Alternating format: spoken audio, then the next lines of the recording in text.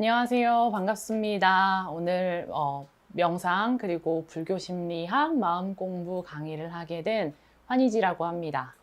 먼저 제 소개를 좀 하고 시작을 할게요. 저는 환희지 명상을 운영하고 있고 현재 마음 공부 그리고 명상 안내를 하고 있어요. 그리고 심리 상담도 함께 하고 있습니다. 저는 마음 공부와 불교 철학에 굉장히 관심이 많아요. 그걸 가지고 이제 여러분들을 만나고 있는데, 제 소개를 좀 간단히 더 해보도록 하겠습니다. 저는 명상 심리 상담학을 전공을 했어요. 석사에서 명상 심리 상담학을 전공을 했고, 현재는 불교 상담학을 박사 과정에서 전공하고 있습니다. 전공 이야기만 들어도 제가 어떤 거에 관심이 있고 오늘 어떤 이야기를 할지 좀 감이 오시죠? 오늘 저는 크게 4가지 주제로 이야기를 드릴 거예요. 첫 번째, 명상은 무엇인가? 그리고 두 번째, 불교 심리학으로 마음 공부하는 법. 세 번째는 명상을 삶으로 가져오는 방법.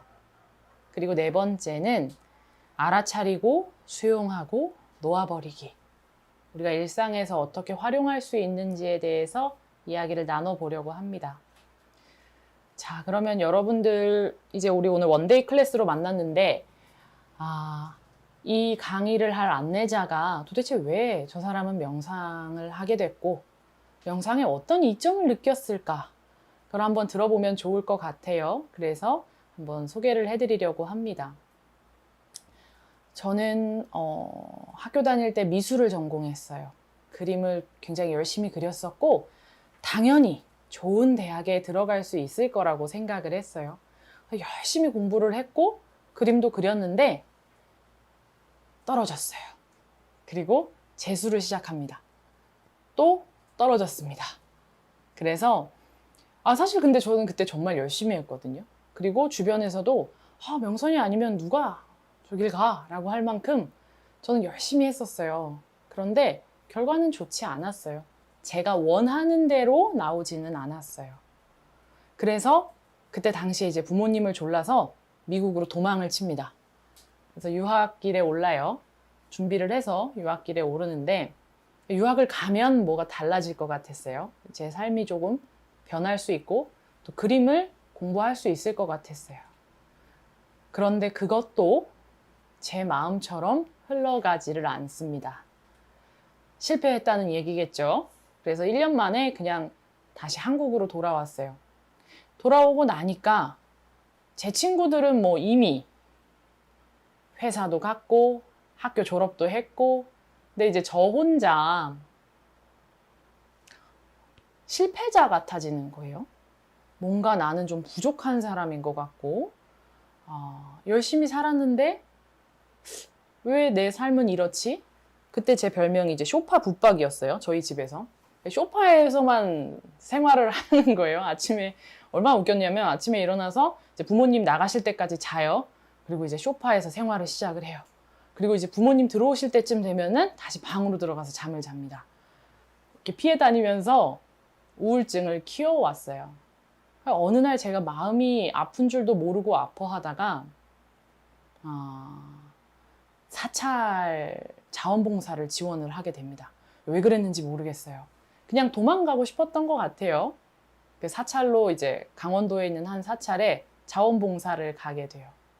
참 제가 초반에 여러분들께 말씀을 못 드렸는데 오늘 수업을 들으시면서 궁금한 점이 있으시면은 댓글에 남겨주시면 제가 수업 말미에 질의응답 시간에 답변을 드리도록 합니다. 그래서 여러분들이 명상, 마음 공부, 불교 철학에 대해서 궁금하신 점이 있으면 남겨주세요. 제가 아는 선에서 답변을 드리도록 하겠습니다. 다시 이야기로 돌아와 보자면 어쨌든 그래서 자원봉사를 가기로 했단 말이에요. 가면 뭐가 좀 나아질 줄 알았어요. 그래서 가서 근데 사실 실제로 조금 나아졌어요. 왜냐면 나 아는 사람도 없고 누가 나 판단할 사람도 없고 그냥 새로운 장소에서 새로운 모습으로 있기만 하면 됐거든요. 또 20대 초반의 젊은 친구가 이제 와 있으니까 많이들 예뻐해 주셨어요. 그러니까 얼마나 신나요. 내가 마주한 현실을 보지 않아도 되고 그냥 숨어 있으면 장땡이었어요. 그래서 거기에서 생활을 시작을 하는데 조금 그래서 일단 어쨌든 자원봉사를 시작을 했는데 여기 생활이 좀 잘 맞는단 말이에요. 그래서 일주일이 한 달이 되고 한 달이 1년이 됐습니다. 그래서 전 총 한 1년 정도의 기간을 강원도의 한 사찰에서 자원봉사로 살았어요. 그때 이제 공부도 시작을 했고. 근데 이게 처음 가니까 또 이제 우리 처음 어디 가면은 잘 보이려고 많은 노력을 하잖아요. 그러니까 이제 제 실제 모습이 드러날 겨를이 없던 거예요.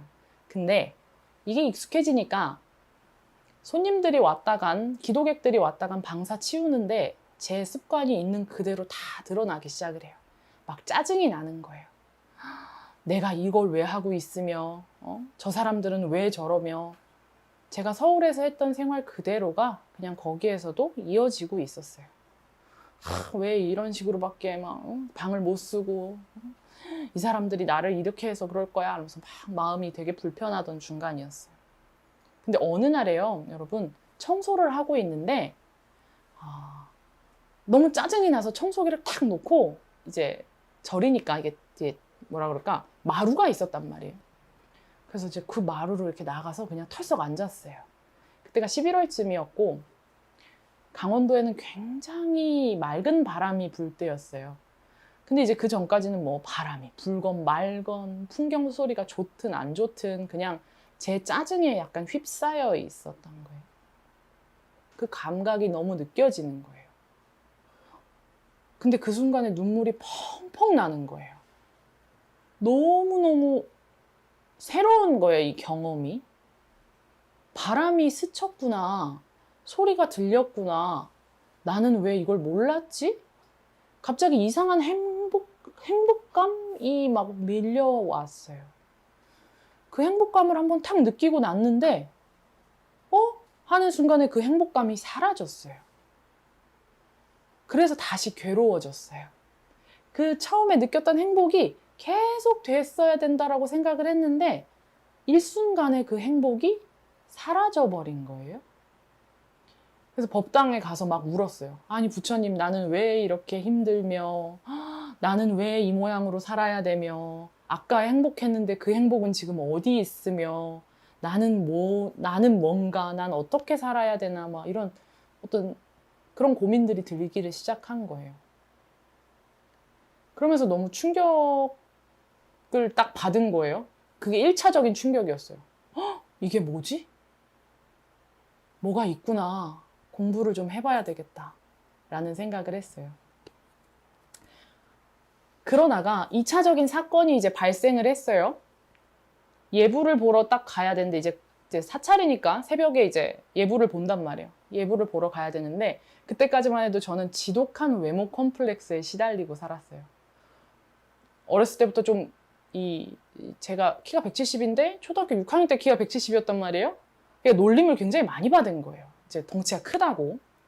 그래서 미친 듯이 다이어트를 해서 30kg를 빼고 막 약간 이제 좀 약간 마른 상태에서 사찰에 갔더니 막 주변에서 내 과거를 아는 사람도 없고 근데 이걸 유지하고 싶은 거예요. 그래서 어떻게 해요? 사찰에 있는데도 막 속눈썹 연장도 하고 막 화장도 하고 노 메이크업인 상태를 전혀 허락하지 않은 거예요. 그러니까 얼마나 이제 고생을 했는지 느껴지시죠? 거기 정말 편하게 쉬러 간 건데 못 쉬었어요. 그러다가 어느 날에 새벽에 예불을 보러 가는데 그때까지만 해도 아무도 제가 이제 화장을 안 한 모습을 본 사람이 없었는데 새벽에 이제 방에 화장실이 없어서 화장실을 딱 가려고 하는데 어떤 이제 스님과 마주쳤어요. 처음으로 누군가한테 제 맨 얼굴이 탁 공개가 된 거예요. 그러면 그냥 그런가 보다 하고 예불을 가면 되는데, 씻고 예불을 가면 되는데 저는 못 갔어요. 그게 저한테 수치스러웠어요. 그래서 예불도 못 들어가고 문을 열어놓은 상태에서 이제 사찰에 보면 신발을 놓는 대돌이 있단 말이에요. 대돌에 앉아서 한참을 울었어요. 그리고 나서 알게 됐어요. 내가 아프구나. 내가 지금 많이 우울하구나. 내가 여기를 못 살고 있구나. 이제 그 마음이 들고 나니까 뭔가 나를 위해서 해봐야 되겠다라는 생각이 들었어요. 그래서 이제 불교 공부를 시작을 했어요. 불교 공부를 한참 하는데 다 좋은데, 좋은 말인 거 알겠는데 제가 절을 모르니까 그냥 글자로만 들리는 거예요. 그래서 이제 서울에 올라와서 심리 상담을 받기를 시작을 했어요. 그러면서 심리 상담을 받다 보니 그 선생님께서 저에게 물어보셨어요. 제 본명이 김명선인데 명선 씨는 어떤 사람이 되고 싶으세요? 라고 물어봤는데 생각해보니까 아무도 저한테 어떤 사람이 되고 싶냐, 넌 어떤 인생을 살고 싶냐고 진지하게 물어봐준 사람이 없었던 거예요. 그러니까 너는 왜 이 성적을 받았냐? 너는 왜 대학을 제대로 못 갔냐? 너는 왜 모든 걸 그렇게 작심삼일밖에 못하냐? 이런 말은 자주 들었는데 정작 너는 정말 뭘 하고 싶니? 라는 질문은 한 번도 안 들어본 거예요. 근데 그때 2차적으로 굉장히 큰 눈물이 났어요. 그때 이제 거기서 펑펑 울면서 전 선생님 같은 사람 되고 싶어요. 그래서 엄청 울었어요. 그때 그냥 선생님이 알려주신 거예요. 어떻게 제가 상담가가 될 수 있는지, 그리고 어떤 관심사를 갖고 있는지. 근데 저는 정말 공부를 열심히 해서 막 다시 미국을 가야지 막 이런 꿈을 꾸고 있었는데 저한테 사이버 대학을 가라는 거예요.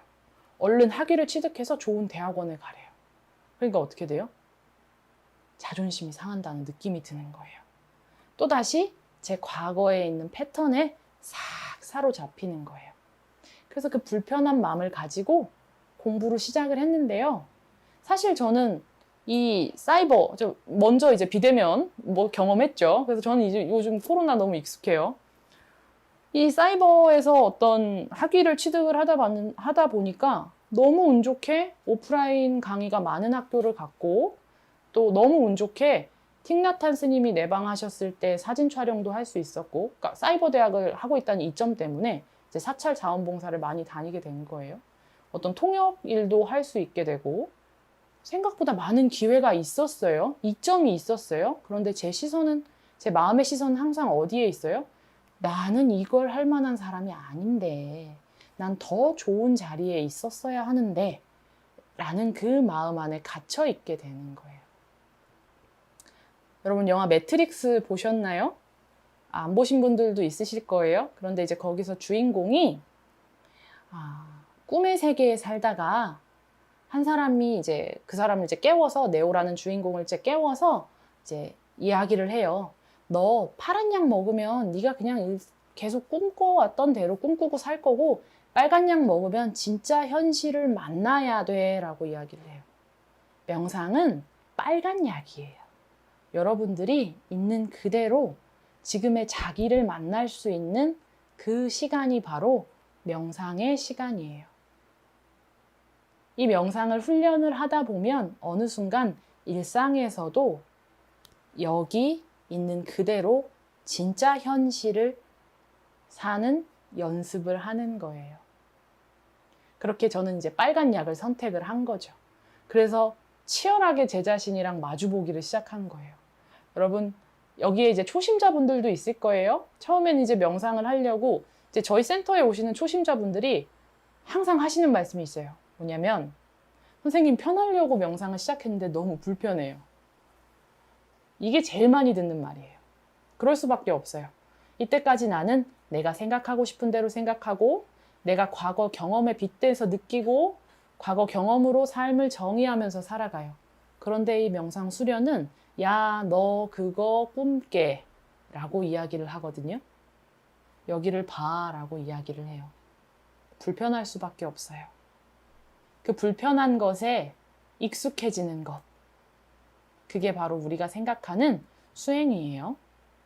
그러다 보면 진짜로 편안한 상태를 만나요.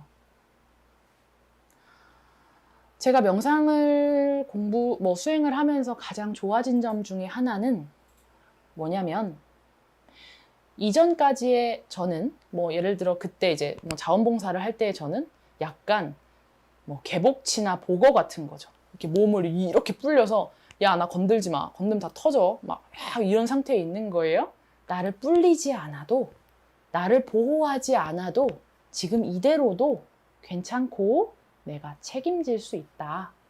그걸 경험하는 게 사실 우리가 생각하는 명상 수련인 것 같아요. 그래서 저는 여러분들한테 오늘 어떻게 명상을 훈련하는지를 먼저 말씀드릴 거예요. 처음 이제 시작하시는 분들은 이 방법을 사용해 보시면 명상에 조금씩 더 익숙해지실 수 있어요. 뭐냐면요, 아무것도 안 하고 2분 동안 앉아 있기예요. 생각보다 여러분, 이 명상을 처음 하려고 딱 앉아요. 그러면 할 일이 무지하게 생각이 많이 나요. 아, 나 아까 인스타그램 그거 뭐 주문하려고 그랬는데, 아, 아까 나 그거 괜찮았는데, 지금 근데 나 지금 밥 먹어야 되는 거 아닌가? 아, 이거 아까 걔가 이런 카톡을 보낸 답장을 지금 해야 되는데, 밀린 회사 일이 있는데, 막 올라와요. 마음이 흩어져요. 그러면 알아차리고 아주 가볍게 숨으로 돌아오는 거예요. 숨 쉬고 있음에 주의를 집중하는 거예요. 명상은 일종의 마음의 근육을 키우는 어떤 웨이트 트레이닝 같은 거예요. 여러분 웨이트 트레이닝 받아보신 적 있으세요? 처음부터 30kg, 60kg, 120kg 들 수 있나요? 못 들죠? 명상도 똑같아요. 2분, 5분, 10분, 30분 이렇게 늘려가는 건데 2분 동안 내가 이제 아령을 막 들어요. 2kg짜리 아령을 막 들어요. 그럼 이제 근력이 좀 붙죠. 그러면 괜찮네? 한번 5kg 들어봐? 이게 들어요. 그 다음에 또 괜찮네? 뭐 한 30kg, 뭐 15kg 들어봐? 그러다가 나 괜찮네? 나 잘하네? 40kg 들어요? 안 돼요. 아직 좀 그런가? 30kg 들어요. 익숙하게 만들어요. 그 다음에 40kg, 50kg, 60kg. 자, 여기서 눈치채신 분들 있으시죠? 키로수가 바로 우리가 명상을 지속할 수 있는 시간이에요. 그 시간 동안 내 몸을 그냥 그곳에 이제 고정을 하시고 어떤 생각이 떠오르면 어떠한 생각이 떠올랐음 알아차림하시고 숨 쉬고 있음으로 돌아오세요. 알아차림하시고 숨 쉬고 있음으로 돌아오세요. 알아차림하시고 숨 쉬고 있음으로 돌아오세요. 자, 근데 한번 생각해 볼까요? 난 왜 이렇게 생각이 많지? 나는 왜 이렇게 자꾸만 잡생각이 들지? 라고 할 필요가 전혀 없어요. 왜냐? 그 생각을 알아차렸다는 건 한 세트 잘했다는 거예요. 그죠? 알아차렸다는 건 칭찬받아 마땅해요. 우리는 그 알아차리는 힘을 키워야 돼요. 그렇지 않으면 여러분들은 무의식적인 선택을 늘려가실 거예요. 의식적으로 선택하지 않고. 이제 의식적으로 선택이 될 때 어떻게 돼요? 나 이렇게 너무 게으른 것 같은데 게으르면 안 되는데. 나 이거 좀 더 잘 해야 되는데. 요만큼 하죠, 하루에. 그리고 나머지는 어떻게 돼요? 그냥 아침에 일어나서 그냥 돌아다니고 밥 먹고 그냥 고민하던 대로 고민하고 이제 막 욕 올라오는 대로 욕하고 그러면서 막 이렇게 다녀요. 막 남 탓하고 그래서 이제 다녀요. 여러분의 의식이 섬이라면 여러분의 무의식은 대양과 같아요. 대양에서 파도가 치면 어떻게 돼요? 섬이 확 무너지죠. 그런데 이 명상을 통해서 알아차림의 영역을 늘려가다 보면 섬이 처음엔 요만했다가 조금씩 섬의 사이즈가 늘어나요. 그러면 무의식에서 파도가 쳐도 뭐 한 모래사장 정도 적시고 다시 돌아가고를 반복하겠죠. 이제 그 훈련을 하셔야 되는 거예요. 그 훈련은 다른 게 없어요. 좋은 센터 안 가셔도 되고, 좋은 절 안 가셔도 되고, 좋은 유튜브 채널 모르셔도 돼요. 단순하게 하루에 자기한테 2분, 그리고 3분, 그리고 5분씩 늘려가면서 아무것도 안 하고 알아차리고 호흡으로 돌아오기, 알아차리고 호흡으로 돌아오기. 그걸 허락하셔야 돼요. 처음에는 불편해요. 움직이고 싶거든요. 몸에는 많은 기억들이 있어요. 이 많은 기억들이 야, 나 그거 회피하고 싶어. 안 볼래.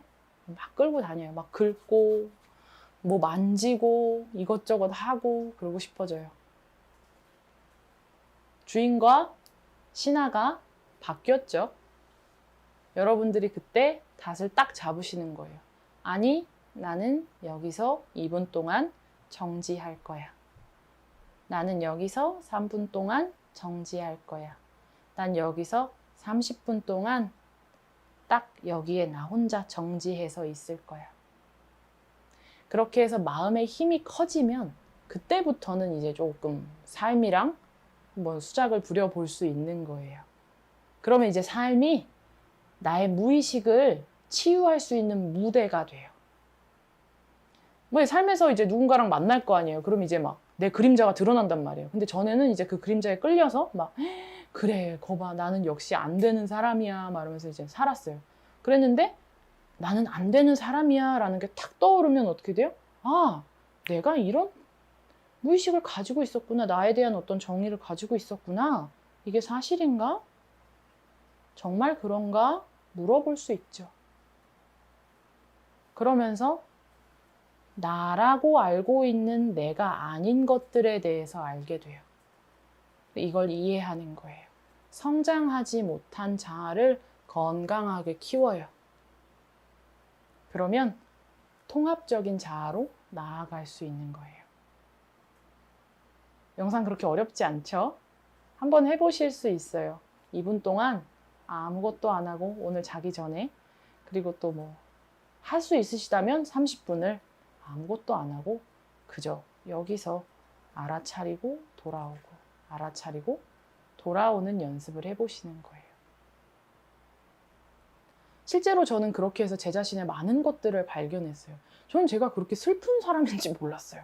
저는 저를 되게 슬픈 사람, 뭘 해도 뭔가 난 비련의 여주인공, 막 드라마를 쓰는 거예요. 막 저 사람이랑 막 안 좋은데 그래, 난 어차피 그럴 수밖에 없는 운명이야 말하면서 드라마로 빨려 들어가죠. 사건은 벌어지고 거기에 대한 드라마를 막 써내려가요. 이 드라마를 알아차리고 멈추지 않으면 내 자신에게 계속 그 드라마의 대사를 던져요.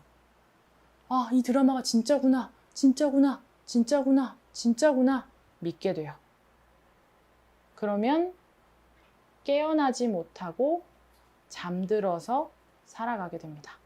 명상은 깨어나는 활동이에요. 눈 탁 뜨시고 내 삶에 펼쳐진 그대로를 만나시는 거예요. 자, 그러면 우리 그런데 왜 하필 불교 심리학일까? 라는 이야기를 한번 해보면 좋을 것 같아요. 이제 우리 명상이 도대체 뭐 하는 건가? 또 초심자들한테 명상은 어떤 건가? 라는 걸 이야기를 드렸어요. 자, 그럼 불교 심리학으로 마음 공부하기. 왜 환희지 선생님은 꼭 불교 심리학을 이야기를 할까? 저는 처음에 붓다 담마 어떤 이렇게 불교 철학에 대한 이야기를 들었을 때 뭐지? 라는 생각을 했어요. 재밌다. 왜냐하면 우리는 보통 고통의 결과를 해결하려고 하잖아요. 그러니까 내가 만약에 이제 취업을 못했어요. 취업을 못해. 그러면 너무 취업을 못한 이 상황을 해결하려고 하는데 사실은 이 고통의 원인은 다른 데 있다는 거예요. 이 고통의 원인. 그러니까 고통의 결과로서 내가 취업을 못하고 실망하고 삶에 대해서 어떤 배신감을 느끼고 막 우울하고 이 결과가 나아졌어요. 이 결과를 해결하려고 무진 애를 써요. 그런데 사실 우리가 결과를 해결하려고 하면 자, 그럼 결과를 해결했어요. 제가 어떻게 해요? 열심히 이제 했는데 학교를 못 갔어요. 그래서 좌절감에 빠졌어요. 그럼 좌절감이란 결과를 만났어요. 그럼 다른 환경으로 가서 또 뭔가를 하려고 그러죠. 근데 이 좌절감의 원인은 제가 못 본 거예요. 그러니까 그 원인이 반복되면서 평생을 그 문제 속에서 살아가게 되는 거예요. 그런데 불교 철학, 불교 심리학은 뭐라고 이야기를 하냐면 원인을 찾아라 라고 이야기를 해요. 당신이 고통스러운 원인을 찾아라. 그리고 원인을 조망하고 원인을 해결하고 과거, 이제 바깥 조건으로부터 자유로워져라. 불교에서는 자유에 대한 이야기를 참 많이 해요. 여러분, 근데 이게 이 수업이랑도 연관되어 있는 게 아마 이상한 소리가 나는데? 라고 생각하시는 분들이 있으실 거예요. 제가 강아지랑 살고 있는데 강아지가 잘 때 살이 쪄서 좀 코를 골아요. 근데 이건 제가 바꿀 수가 없는 조건이에요. 근데 제가 이걸 가지고 막 제가 왜 저렇게 코를 골지, 내가 이 수업을 망하면 어떡하지 하면서 막 고민을 하면 여기에 저는 집중할 수가 없어져요. 이 조건이 저를 좌지우지하지 않도록 하는 게 바로 불교 철학에서의 원인 제거예요.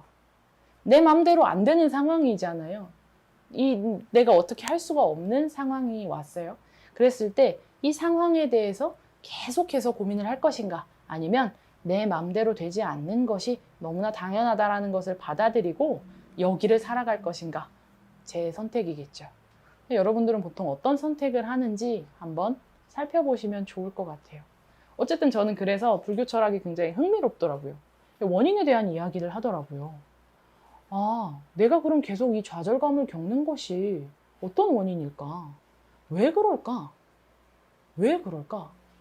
라는 생각을 하게 됐어요. 이 불교에서의 고통을 뭐라고 이야기하냐면 산스크리트어로 두카라고 이야기를 해요. 두카. 고통이라는 거죠. 그걸 영어로 표기하면 고통이 뭐예요? 근데 pain이라고 생각하는데 suffering이에요. suffering. 근데 오히려 더 이 두카에 더 잘 맞는 표현은 unsatisfaction이라고 이야기를 하더라고요. 불만족. 결국은 그대로 얘기하면 뭐가 돼요? 내 맘대로 안 돼서. 그게 사실 고통의 원인이에요. 내 맘대로 안 돼서. 불교 심리학은 그런 것들을 이야기를 해요. 그래서 저는 오늘 아주 다양한 주제 중에 사성제에 대한 이야기를 조금 드리고 여러분들께 이해를 좀 도와드리려고 해요. 사성제. 불교 철학에서의 사성제란 무엇이냐?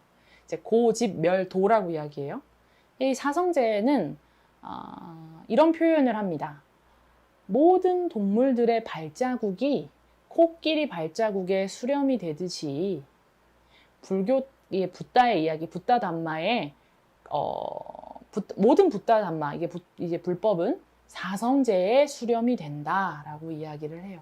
그만큼 이 사성제는 굉장히 많은 인사이트를 주는 것 같아요. 뭐라고 이야기를 하냐면 고통이 생겨요. 그럼 뭐가 있어요? 고통의 원인이 있어요. 집. 그리고 깨달음을 구할 수 있어요. 우리는 멸제. 깨달은 상태가 있어요. 이 깨달은 상태를 향한 도닦음, 도가 있다라고. 이건 행위적인 어떤 명상을 이야기를 하겠죠. 자, 근데 저는 이렇게 표현을 해요. 고통, 집, 멸, 도. 이 고집, 멸, 도 중에 고통에 대한 원인만 사라지면, 고통에 대한 원인만을 깨달으면 고통이 그 즉시 도가 되는 거예요. 고통이 그 즉시 수행이 되는 거예요. 우리는 고통스럽지 않은 상황을 원하잖아요. 아픔으로부터의 자유는 아픔이 오지 않는 게 아니에요. 아픔이 언제든 올 걸 알고 그 아픔이랑 잘 한번 놀아보는 거예요. 그럼 아픔으로부터 자유로워질 수 있어요. 내가 그 아픔을 충분히 책임질 수 있고, 큰 파도가 오든 작은 파도가 오든, 작은 파도가 오면 작은 파도가 오는 대로 물장구 치고, 또 큰 파도가 오면 큰 파도가 오는 대로 서핑하고, 그게 우리가 이제 불교 심리학에서 이야기하는 마음 공부입니다. 어떤 다른 외부에 좋은 조건이 있을 거라고, 또 이 상태에만 가면 내가 행복할 거라고, 또 뭐 결혼만 하면, 뭐 집만 사면, 차만 사면, 지금보다 더 많이 벌면, 뭐 좋은 회사를 가면 행복해질 거다라고 생각하는 환상을 깨주는 거예요. 지금 여기서 행복하지 않다면 이 많은 것들을 가져도 행복하지 않아요. 이걸 갖지 말라는 게 아니에요. 가지시면 좋죠. 삶이 편리해지는 거니까 그건 좋아요. 그런데 이걸 가져야만 행복해 라고 생각하는 건 미망이다, 망상이다, 환상이다 라고 이야기를 하고 있어요. 물 한 잔 마시고 이야기를 해보도록 하겠습니다.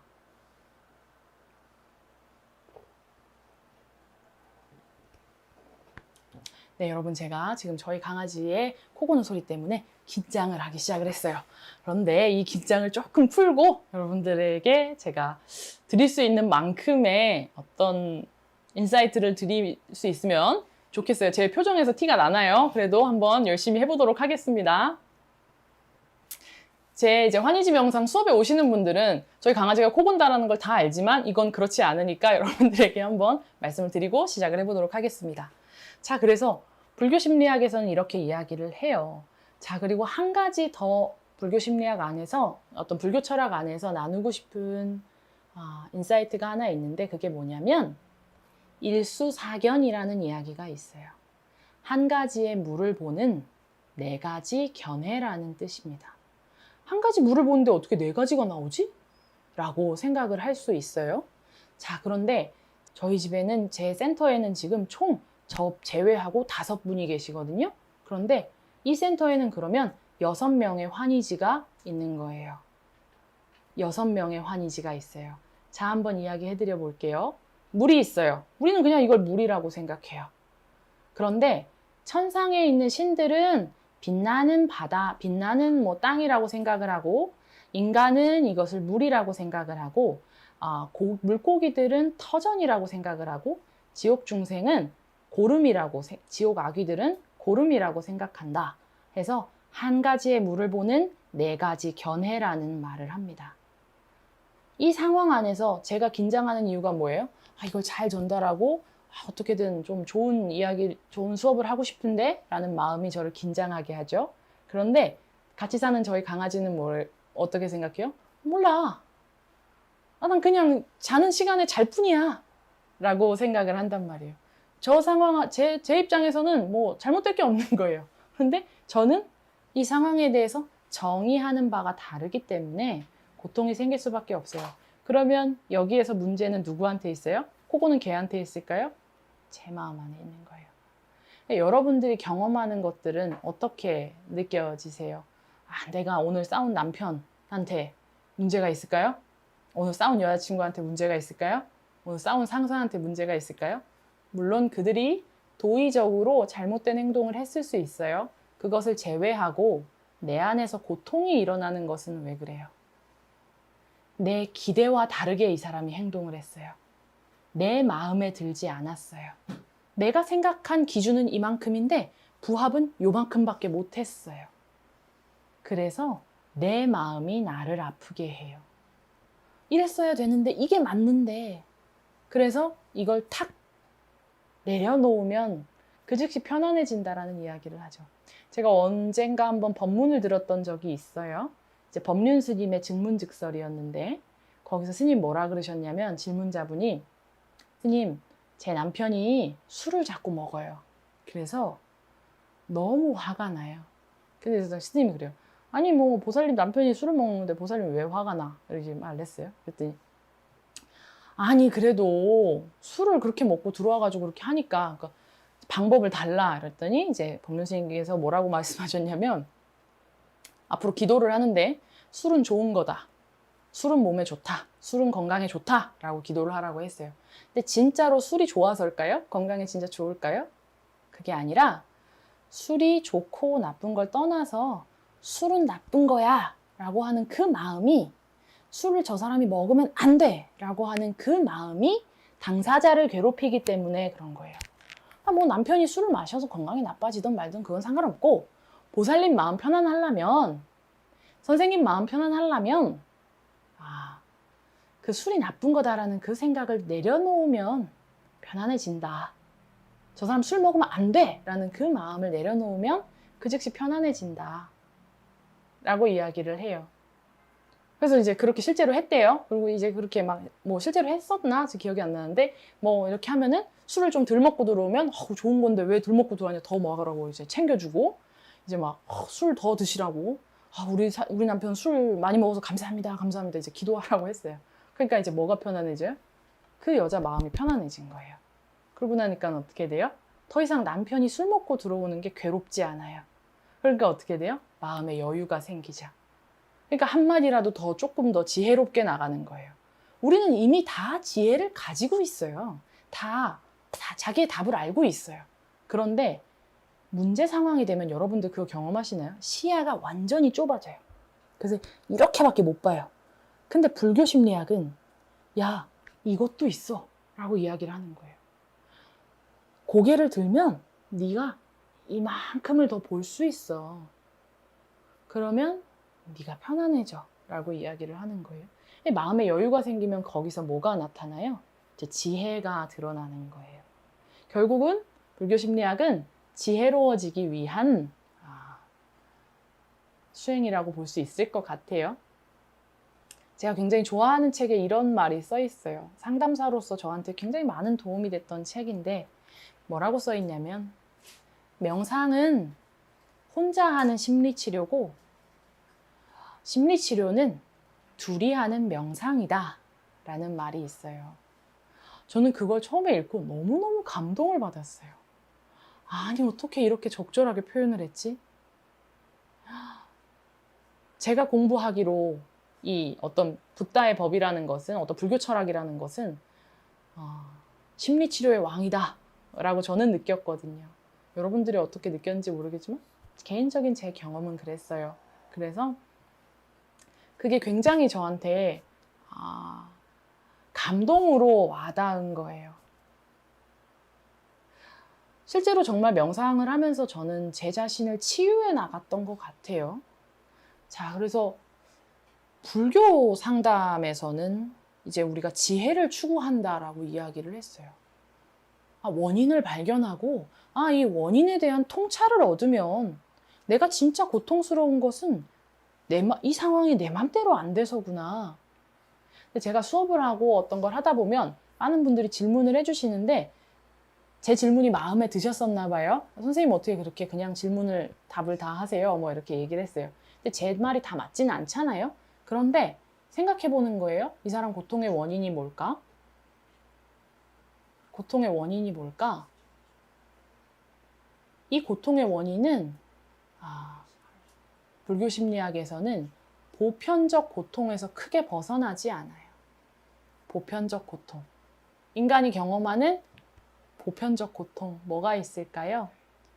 생로병사 있죠. 태어나고 늙어야 되고 병들어야 되고 죽어야 돼요. 어느 순간도 내가 그냥 있지를 못해요. 붓다가 출가를 하기 전에 왕이 이렇게 제안을 해요. 야, 내가 왕인데 너한테 다 줄 수 있는데 이 나라 너 다 네 건데 내가 다 해줄게. 가지 말아라 라고 이야기를 해요. 그러니까 이제 붓다가 이렇게 이야기를 합니다. 좋습니다, 아버지. 제가 말씀드리는 것만 해주실 수 있으면은요, 저 안 갈게요 라고 이야기를 해요. 그러니까 뭔데? 야, 내가 왕이야. 나 못 해줄 거 하나도 없는데 말만 해라. 뭐 돈? 여자? 뭐 이렇게 얘기했는지 잘 몰라요. 그런데 이제 표현하자니 그런 거예요. 자, 근데 뭐라고 이야기를 하냐면 늙지 않게 해주시고 죽지 않게 해주시고 병들지 않게 해주시고 사랑하는 사람과 헤어지지 않게 해주시고 원하는 사람하고만 만나게 해주시고 하고 싶지 않은 일은 안 하게 해주십시오 라고 이야기를 해요. 그러니까 왕이 곰곰이 생각해보니까 자신이 모든 재산, 엄청난 재산과 막 이런 것들을 다 가지고 있는데 그건 못 해준단 말이에요. 그러니까 말릴 수가 없는 거예요. 이미 출가 전부터 어떤 이제 지혜를 주고 이제 출가를 하셨죠. 보편적 고통이란 그런 거예요. 우리가 아무리 높은 지위에 있어도 많은 명예를 가지고 있어도 이 보편적 고통의 틀에서는 벗어날 수가 없어요. 삶의 파도에서는 벗어날 수가 없어요. 그게 바로 늙고 죽고 병들고 아파요. 자, 나 사랑하는 사람이랑 언젠간 헤어져야 돼요. 뭐 죽어서 헤어지든 죽기 전에 헤어지든 헤어져야 돼요. 자, 그리고 또 내 몸이랑 또 떠나야 되죠. 자, 싫어하는 사람이랑 만나야 돼요. 난 왜 저 상사 쟤랑 일을 하게 될까 하지만 그게 보편적 고통이에요. 우리는 내가 원하는 상황에만 놓일 수는 없어요. 그걸 인지하고 받아들이는 연습이 필요해요. 자, 그리고 뭐가 있어요? 또 내가 싫어하는 상황도 경험해야 돼요. 나는 늘 그냥 좋은 상황만 경험하고 싶은데 삶에서는 나를 그냥 두지를 않아요. 이런 경험 저런 경험 다 하게 해요. 그래서 경험치를 쌓게 하죠. 그걸 통해서 무엇을 얻게 돼요? 지혜를 얻게 돼요. 두 가지 선택이 있어요. 그 경험을 완전히 한번 경험한 다음에 지혜를 얻던지 아니면 그 경험을 회피하거나 그 경험을 탓하면서 고통을 얻던지 불편한 지혜를 얻던지 그냥 고통 속에서 이제 막 으악 할지 둘 중에 하나를 경험을 해야 돼요. 불교 심리학은 불편하더라도 좀 잘 봐라 라고 이야기를 하는 거죠. 불편하지? 근데 좀 봐 라고 이야기를 하는 거예요. 자, 그러면 좋은 말인데 그래 알겠다 이거예요. 좋은 말인데 그럼 나는 어떻게 삶에서 이걸 적용하지? 라는 의문이 들 수 있을 것 같아요. 저도 그랬어요. 불교 철학 좋은 말이야. 경전 너무 좋아. 법문 너무 좋아. 와, 이런 지혜가 있구나. 근데 내 삶은 안 그래. 난 당장 내일 월세 내야 되고, 난 당장 학자금 갚아야 되고, 나 승진해야 되고, 결혼도 해야 되고, 대출도 갚아야 되고, 나 어떻게 해? 삶에서 난 어떻게 하라는데? 난 우울증이 너무 오래됐는데 어떻게 해야 되지? 라는 질문이 들 수 있을 것 같아요. 명상을 어느 정도 수련을 하다가 보면은 알아차림이라는 개념이 들어와요. 사띠라고 하죠. 알아차리는 것. 자, 우리는 하루에 6만 가지의 생각을 해요. 생각이 올라오는 게 당연해요. 생각은 막 올라와요. 하루 평균 6만 가지 생각을 해요. 그 중에 내가 이제 찝어서 내 유사 뭐 근래에 했던 경험들을 찝어서 이제 막 그런 것들을 이제 계속 갖고 있단 말이에요.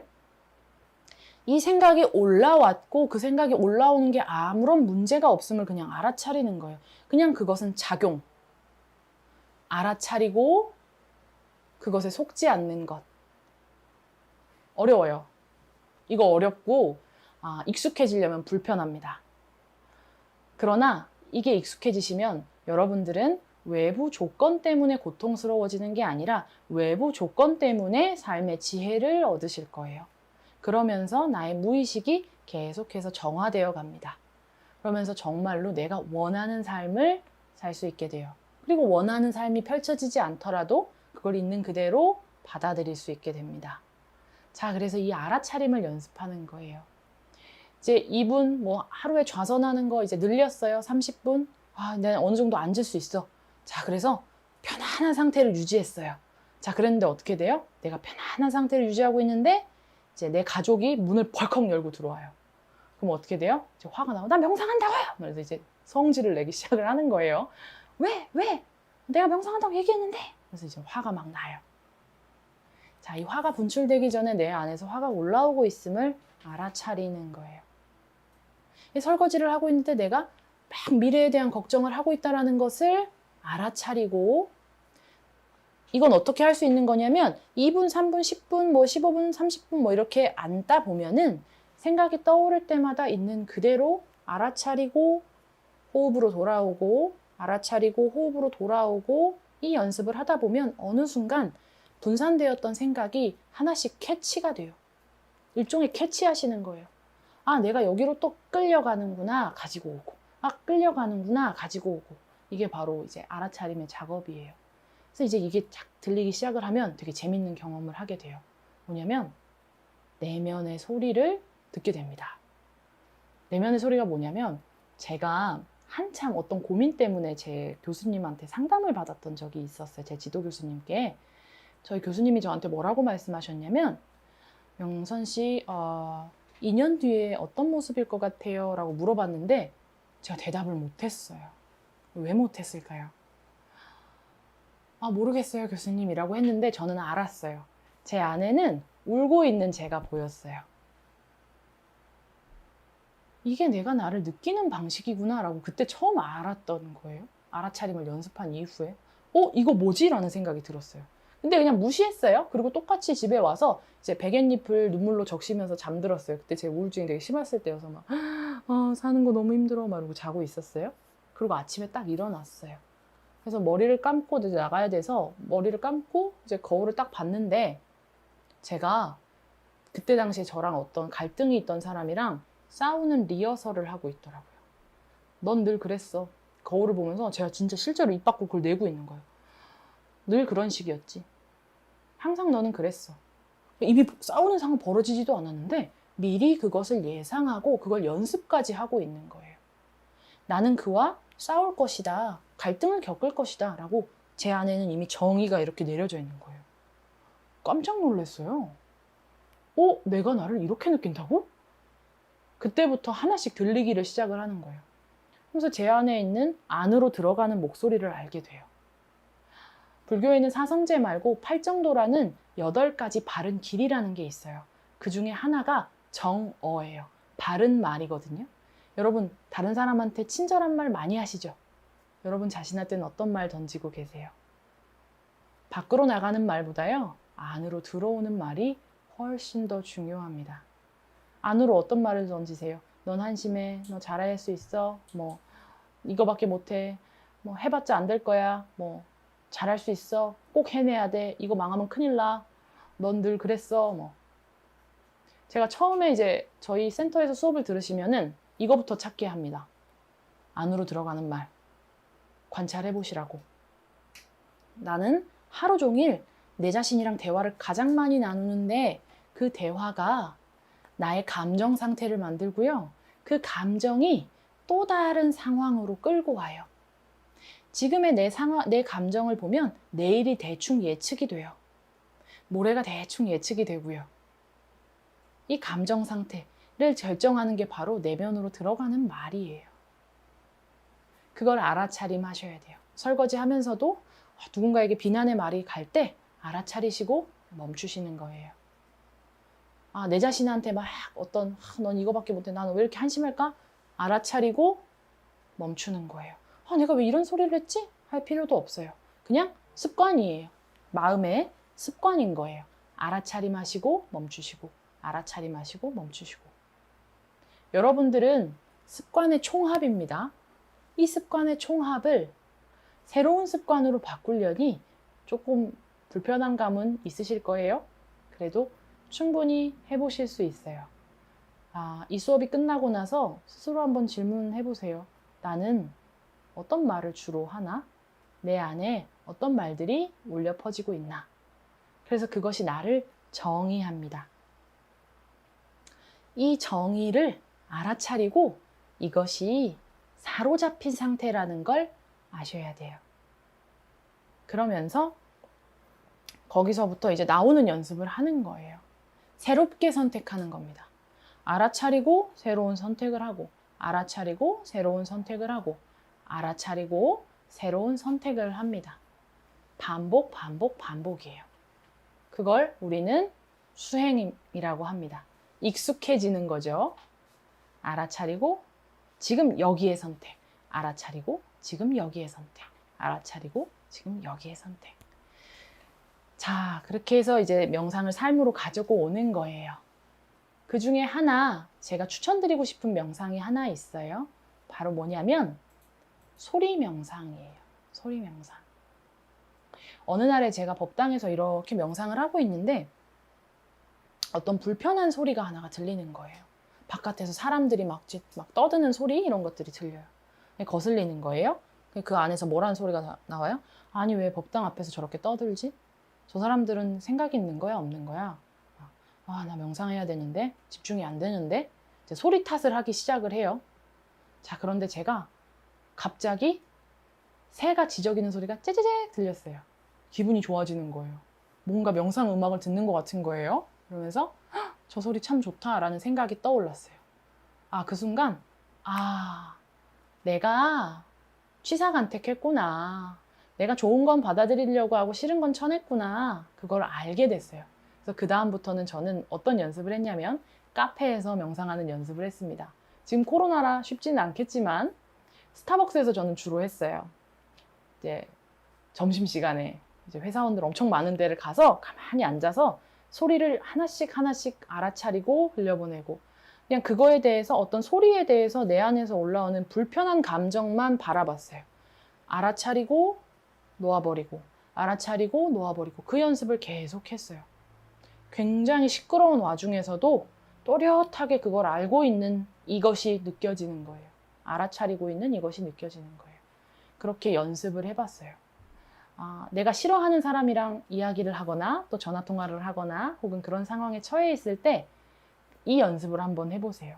그 사람이 하는 이야기가 내 안에서 어떤 말이 올라와요. 판단하고 싶고 비난하고 싶을 때 그것을 알아차리고 흘려보내고 알아차리고 흘려보내고 알아차리고 흘려보내고 정말로 저 사람이 문제가 있어서 아니라 저 사람에 대한 나의 어떤 반응이 나를 고통스럽게 하는 거거든요.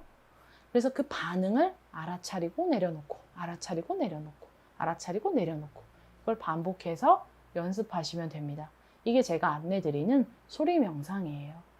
그래서 나의 어떤 범위가 굉장히 넓어지기 시작을 해요. 그러면 굉장히 넓은 범위에 있는 소리까지 들리면서 안에서 올라오는 어떤 이 분별심, 이건 좋아, 싫어의 마음이 놓아지면서 하나의 마음으로 그저 있을 수 있게 됩니다.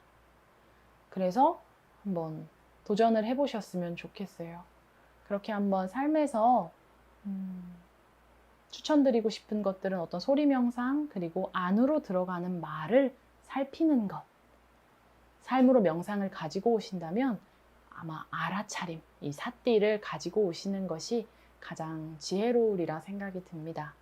그러면 뭐가 바뀌냐면요. 상황은 변하지 않았는데 상황에 대한 내 반응이 바뀌어요. 그러면 한결 여유로워지고 내가 시야가 좁아졌을 때에는 떠오르지 않았던 지혜가 문득 떠오릅니다. 그러면서 자유로워지실 수 있어요. 상황은 변하지 않았으나 내 반응이 자유로워지는 거예요. 더 이상 그 상황이 나를 묶지 않아요. 내가 마치 감옥에 갇힌 게 아니라 감옥의 문을 열고 나가는 거죠. 그 모든 열쇠는 여러분한테 있습니다. 붓다가 이야기하는 우리 모두는 불성을 가지고 있다. 그 지혜를, 붓다의 지혜를 가지고 있다라는 것은 감옥의 열쇠가 다 여러분 손안에 있다라는 거거든요. 그 손안에 열쇠가 있구나 확인하고 열고 나오시는 거예요.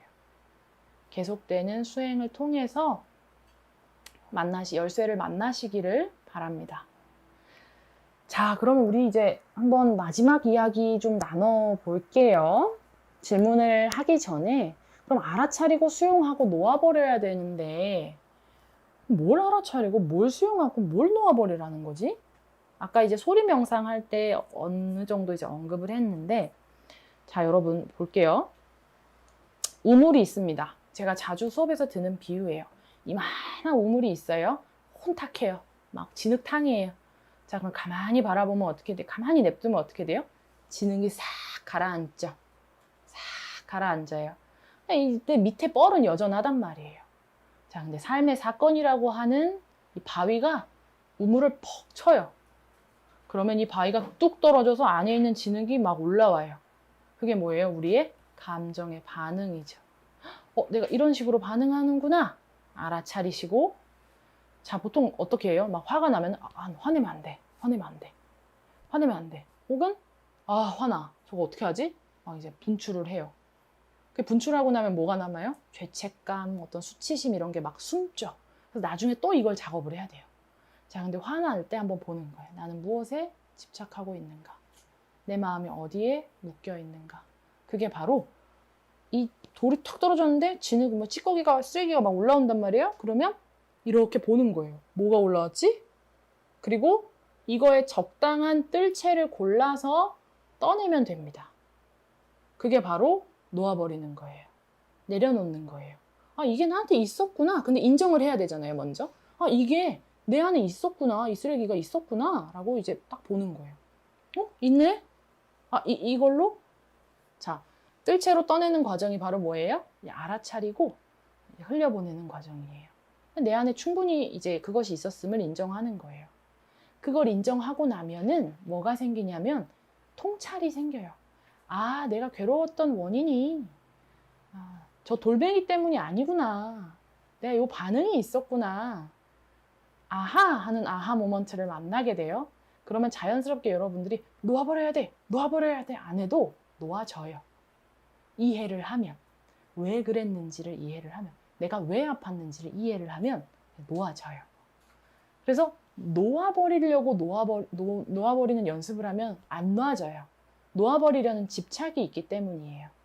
그런데 내가 놓아버리려는 집착까지도 있었구나 라고 알아차리면, 그리고 그 통찰을 만나면 저절로 놓아집니다. 이제 아르키메데스가 이제 유레카 하고 이제 맨몸으로 뛰어나오죠. 이해를 한 거죠. 그러니까 이 안에서 이제 지혜가 딱 올라온 거죠. 그 통찰을 얻으려면 여러분들이 조금 마음이 쉬셔야 돼요. 내가 모르면 모르는 대로 모르는 상태를 받아들이는 거죠. 그러면 그 순간의 지혜는 여러분들께 이제 드러납니다. 그런 식으로 이제 우리는 연습을 할 거예요. 그런데 그럼 뭘 알아차리고 뭘 수용하고 뭘 놓아버려야 되지? 저는 감정을 추천드리고 싶어요. 생각이 아니라. 생각은 그냥 입력된 조건이고 우리가 실제로 느끼는 건 뭐예요? 생각을 느끼나요? 내 감정을 느끼죠. 감정이 내 몸에서 막 느껴지고. 여러분들은 어떠세요? 전 화가 나면 등이 아파요. 등이 많이 아파요. 막 찌릿찌릿하고 막 아파요. 그래서 등이 막 이렇게 아파서 등을 가만히 바라봅니다. 그러면 어떤 경험을 했냐면 등을 가만히 바라보는데 아주 옛날에 제가 어린 시절에 막 눈치 보면서 살았었던 때가 있거든요. 그때 그 긴장감이 그대로 느껴지는 것 같은 거예요. 근데 예를 들어 보는 거예요. 막 긴장감이 느껴졌어요. 등도 아파요. 그래서 가만히 저를 바라봤어요. 내가 뭐에 집착하고 있지? 원인이 뭐지? 라고 가만히 봤어요. 얼른 봐서 해결해야 돼 이러면 안 떠오릅니다. 얼른 봐서 해결해야 돼가 아니라 그냥 그 상태 그대로 인정하는 거예요. 나는 화가 나고 있고 내 등은 지금 아픈 느낌이 들고 있고 내 안에서 이런 긴장감이 느껴지고 있구나 라고 그 긴장감을 가만히 관찰하다 보면은, 근데 이거는 미묘하게 달라요. 얼른 이 상태를 벗어나야지 하면 관찰보다도 집착하게 돼요. 그런데 그냥 그대로 인정하는 거예요. 몰라, 나 지금 화나. 화가 올라오고 있어. 화내도 괜찮아. 자, 근데 이제 분출하면 무지에 빠지니까 분출하지 말고 한번 보자. 뭔데? 왜 이러는데? 그리고 가만히 지켜봐요. 그러면 저기 안에서 뭐라고 말하냐면 너 5살 때 이런 일이 있었지? 이러면서 이제 기억이 올라와요. 그러면 이제 그때 내가 이런 게 너무 슬펐는데 내 감정이 수용받지 못했구나. 엄마 나 화나 이랬는데 엄마가 뭐라 그래요? 조용히 해. 억압을 탁 당하죠. 이 안에 감정의 압력이 꽉 차버려요. 그럼 이제 이것 때문에 이제 아픈 거예요. 그럼 이제 엄마랑 비슷하게 말하는 사람만 보면은 이제 화가 나는 거예요. 누군가 나한테 이러면 뭐야, 저 나 무시하는 거야? 이러면서 이제 막 화가 올라오기 시작을 해요. 자, 그럼 원인은 그 사람이 한 걸까요? 아니죠. 바깥의 상황에서. 근데 이제 그 당시에 엄마는 어쩔 수 없었어요. 지혜가 없었어요. 날 사랑하긴 했지만 지혜는 없었어요. 그건 이제 다른 개념인 거예요. 날 사랑했어요. 그러나 지혜는 없었어요. 그렇기 때문에 그렇게 반응할 수밖에 없었고, 나는 일단 그걸 내가 경험했고 내가 받아들였잖아요. 내 안에 이게 있잖아요. 그럼 이제 내 책임인 거예요. 이걸 어떻게든 다뤄야 돼요. 자, 내 안에 이게 원인이 있어요. 다른 사람이 엄마랑 유사하게 나한테 반응을 탁 보여요. 그럼 어떻게 돼요? 막 분노가 올라와요. 느껴져요. 그러면 이제 화가 났구나 라고 인정하셔야 돼요. 내가 분노가 올라오고 있구나. 내 안에 분노가 지금 등을 타고 올라오고 있구나. 팔이 이렇게 저리는 거 보니 등이 막 이제 화가 올라오고 있구나. 내가 어디에 집착하고 있지? 하고 싶은 말이 뭘까? 내가 지금 어떤 원인이 있을까라고 가만히 호흡을 하다 보면 어느 순간에 어떤 기억이 뿅 하고 올라옵니다. 내가 그랬구나. 자, 그럼 이제 아픈 기억이 올라왔잖아요. 문제 있는 마음이 아니라 아픈 마음이 올라왔어요. 근데 여러분, 해결하려고 하면 집착이 되는 이유가 뭐냐면 문제 있는 마음으로 정의를 해버리죠. 문제 있는 마음이 아니라 아픈 마음이에요. 그냥 수용받지 못한 마음이에요. 그죠? 그럼 어떻게 해야 돼요? 아이가 넘어졌어요. 그러면 야, 너 왜 그렇게밖에 못 뛰어? 잘 뛰라고. 일어나. 달려. 이렇게 해야 될까요? 왜 아프니? 어떻게 하다 넘어졌어? 밴드를 줄까? 아니면 병원에 갈래? 라고 물어봐야 되는 거죠. 여러분 자신한테도 물어보셔야 돼요. 내가 왜 이렇게 아프지? 아프다는 걸 이제 화가 났다는 걸 인정하고, 이 감정. 그리고 그때 기억이 올라오면 내가 그랬구나. 이걸 느껴도 괜찮아. 그럴 수 있다. 이거 느끼는 거, 화나는 거, 나쁜 거 아니야. 괜찮아. 라고 가만히 느껴보다 보면 눈물도 날 거고, 또 내 자신한테 어떤 해주고 싶은 이야기도 들릴 거예요. 그러면서 그 안에서 그래서 내가 그 사람들한테 화가 났구나. 내가 그래서 그 상황이 마음에 안 들었구나. 원인이 저 사람들이 아니었구나. 내 안에 이게 있었구나. 라고 알면 그 작용이 바로 놓아버리는 거예요. 더 뭘 하려고 하지 마세요. 알면 놓아져요.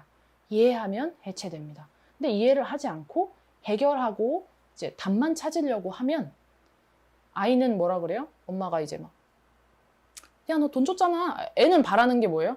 나랑 같이 밥 먹어주는 건데. 내 얘기 좀 들어주는 건데. 나랑 얘기를 좀 들어줬으면 좋겠는데. 학교에서 이런 일이 있었는데. 근데 엄마가 뭐라 그래요? 야, 너 식탁에 돈 있어. 사 먹어. 애들이랑 가서 빵이나 사 먹어. 그리고 좀 이렇게 해서 풀어. 나 뭐 그렇게 그거 가지고 그래? 이래요. 막 이제 해결해 주려고 그러죠. 생각해봐. 걔도 그런 뭐 이게 있었어. 근데 아이가 사실 원했던 건 뭐예요? 너 속상하지? 너 얼마나 속상했어? 친구 사이에 이런 일이 있으니까 네가 마음이 되게 아팠겠다. 근데 괜찮아. 그런 일이 있을 수 있는데 네가 많이 아픈 것도 맞아. 그러면서 이제 내 이야기가 수용되어 가는 과정. 그러면서 그 아이는 안에서 내 감정을 충분히 받아들일 수 있는 이 여유를 갖게 되죠. 여러분들이 그게 지금 만약에 나를 어떻게든 해결하려고 하면 이제 전자에 있는 엄마처럼 하게 되는 거예요. 빨리 해결해. 나 편안해질 거야. 너 때문에 내가 안 편안해. 이렇게 하고 있는 거거든요. 탁 내려놓으시고 자, 얘기 좀 들어보자. 왜? 뭐가 이렇게 힘든데? 라고 물어보셔야 돼요. 근데 그 과정을 거치다 보면 아하 하는 순간들이 많아지실 거고, 이 아하의 순간들이 많아지시면 많아지실수록 여러분들이 이해하는 범위가 계속해서 넓어지실 거예요. 이제 그 범위가 넓어지면 넓어질수록 우리는 우리 자신에 대해서 조금 더 허용적이고 조금 더 넓은 시선에서 나를 바라보게 돼요. 자, 그러면 어떤 일이 발생할까요? 나를 바라봤어요. 아, 내가 이렇구나. 내가 이런 게 아팠구나. 내가 이해가 돼요. 자, 그럼 누가 이해가 될까요? 타인이 이해가 돼요. 쟤 좀 아프구나. 쟤 그렇게 해서 그랬겠구나. 제가 막 화내는 게 더 이상 막 미워 보이는 게 아니라 아, 나 외로워 죽겠어. 이 소리로 이제 들리는 거예요. 자, 그럼 어떻게 해요? 막 무조건 다 도와줘야 될까요? 아니죠. 그 사람이 지혜를 찾을 수 있는 정도까지만, 지혜를 만날 수 있는 정도까지만, 내가 할 수 있는 만큼만 도와주고 나머지는 그 사람 몫이에요. 어쩔 수 없어요. 할 수 있는 만큼만 하는 것도 하나의 지혜입니다. 그래서 우리 자신을 계속 이렇게 받아주다 보면은, 이제 허용하다 보면은 내가 허용할 수 있는 세상의 범위가 굉장히 넓어져요. 그러면서 우리는 조금 더 넓은 시야에, 지혜로운 시야에, 아픔으로부터 자유로운 시야로 삶을 바라볼 수 있게 돼요. 지금 이 상황을 확대 해석하거나 과소평가하지 않고 그저 여기서 이 삶을 살게 돼요. 내가 맡은 게 뭐 가장의 역할이다 라고 하면 그냥 살면 되는데, 난 너무 하기 싫어. 나 왜 이러? 나 벗어나고 싶어. 기왕 할 거 그냥 하면 되잖아요. 마음만 괴롭잖아요. 하면서 마음이 행복해질 수 있고 마음이 어느 순간에도 편안해질 수 있는 어떤 대자유의 길을 가게 되는 거죠. 좀 과정이 이해가 되시나요? 알아차리고 인정하고 수용하고 놓아버리고, 놓아버리는 건 바로 뭐다? 통찰이다. 여러분들이 진짜로 만나야 되는 건 나에 대한 진정한 통찰, 그것에 대한 지혜. 그러면 바로 번뇌로운 그 순간이 지혜, 보리심이라고 하는 그 지혜가 됩니다. 번뇌 즉 보리를 만나시는 거예요. 뭐 좋은 상황 안에서 내 맘대로 다 되는 상황 안에서는 뭐 지혜를 구할 일이 없죠. 그냥 흘러가면 되는데 내가 마음대로 상황이 안 흘러가요. 그럼 그 안에서 고통을 받을 것이냐, 지혜를 찾을 것이냐, 지혜를 찾고 성장할 것이냐는 우리가 선택할 수 있죠. 그래서 이제 명상은 그렇게 우리를 더 알아차리고 범위를 넓혀가는 일입니다. 오늘 사실 여러분들한테 이렇게 이야기를 드리면서 좀 정리를 해볼까 해요. 어떤 명상이 제가 아까 전에 이야기했듯이 무엇이냐라고 한다면 명상은 알아차리고 어떤 훈련을 하는 과정인 거죠. 내가 어떤 삶에 덮어놓은 덮개를 벗어던지고 있는 그대로 여기를 만날 수 있는 일종의 훈련이다. 이제 훈련이고, 이제 불교 심리학을 통해서 우리는 뭘 얻을 수 있냐면 이제 지혜를 얻을 수 있다. 삶에서 오는 통찰과 지혜를 얻을 수 있다. 자, 그리고 명상을 삶으로 가져오려면 고통을 환영하라. 불편한 상황을 환영하고 그 상황 안에서 알아차림의 힘을, 이제 근력을, 내가 앉아서 이제 이런 거죠. 여러분 뭐냐면 헬스장에서 PT 받으면서 근육을 막 키웠어요. 그럼 이제 그 근육을 어디다 써야 돼요? 밖에 나가서 일상생활 잘하는데 써야 되잖아요. 이제 좌선을 하시면서 알아차림의 힘을 키웠어요. 그럼 그걸 어디다 써야 돼요? 일상에서 지혜로워지시는 데 쓰시면 됩니다. 일상에서 내가 조용할 때 알아차린 연습도 했으니까 막 벅적벅적할 때 알아차리는 연습도 해보는 거예요. 그래서 실질적으로 내가 느끼는 고통을 마주해보는 거예요. 만나보는 거예요. 자, 그러면서 명상을 삶으로 가지고 오시는 거예요. 그러다 보면 뭘 만나요? 내 과거의 트라우마, 기억, 기타 등등의 어떤 불만족스러운 상황들을 이제 만나게 돼요. 불편한 상황들을 만나게 돼요. 이제 그러면 그때 알아차리고, 그때 느껴졌던 감정들을 알아차리고, 인정하고, 이제 수용하고, 그래, 내가 그랬구나, 라고 인정을 해주고, 수용을 해주고, 어떤 나의 찌질한 면까지 다. 저도 굉장히 찌질한 면이 많거든요. 근데 저 찌질한 면들도 예뻐해줘야 돼요. 좋은 모습만 예뻐해주는 게 아니라, 아, 그래, 너 거기 있었구나, 라고 이제 같이 안아주는 거예요. 그래서 약간 포괄적인 자신이 되는 거죠. 그러면서 수용하고 그 안에서 지혜를 얻으면 놓아버릴 수가 있게 돼요. 그래서 이제 그 놓아버림의 작업을 하게 됩니다. 통찰을 얻으시면 거기서 바로 붓다 마음을 만나실 수 있을 거예요. 오늘 수업은 여기까지 하면 좋을 것 같아요. 이야기 좀 길었을 텐데 집중해서 들어주셔서 정말 감사합니다. 그러면 저는 다음에 또 좋은 기회로 뵙도록 하겠습니다. 감사합니다.